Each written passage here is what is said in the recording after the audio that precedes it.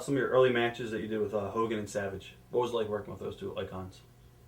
Oh, it was just, I think I didn't realize how famous they were. I think I just thought this is just, they were just, I thought ordinary guys. I didn't know now. I mean, now I know they were so famous. Right.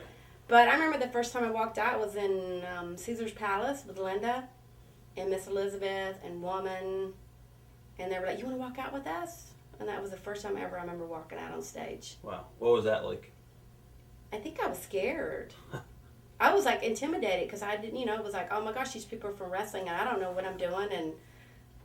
But I don't think I think I just walked out. Right. So they didn't really give you any spots or include you in the No, match? I think I just walked out then. And then I remember with the Queen Debra, I remember they would never really let me wrestle. It was more just my interviews. Right.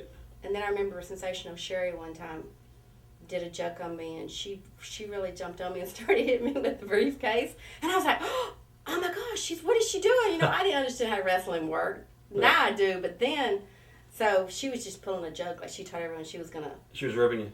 Mm-hmm. Yeah. Or trying to see, I guess, I can't believe I kept that crown on. That thing was huge. What about Hogan? What was he like outside the ring? What are your memories of Very nice. Always first class. Very, very nice to me. Just treated me with respect. Yeah, just a very classy man.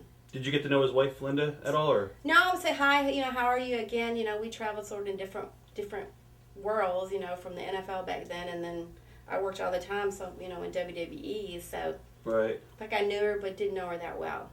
What about Randy Savage? What were your memories of Randy? Oh my gosh, that voice. Right. That voice and his hair, and he loved Miss Elizabeth. Oh my gosh, he loved her so much.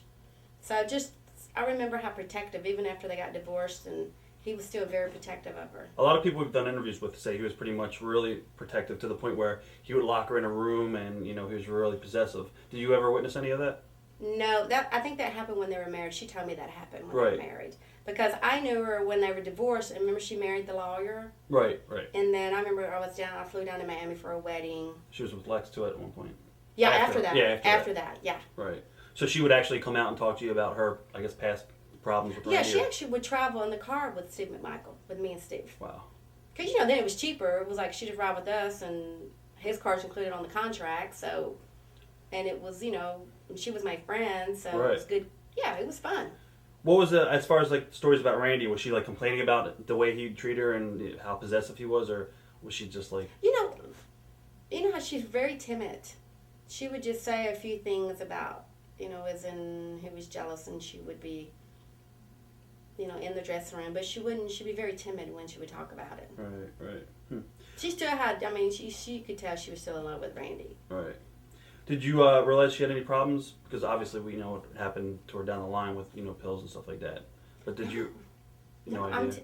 I don't know if I was ignorant to being around that and didn't know it, being that I was, from the NFL world to that world. Right. I never had a clue. And it was always, every Monday night after the game, I'm talking Right. like football. Every Monday night after the show, we'd go into the bar and have some drinks, and it was just normal. She'd have a couple glasses of wine. And All right. No.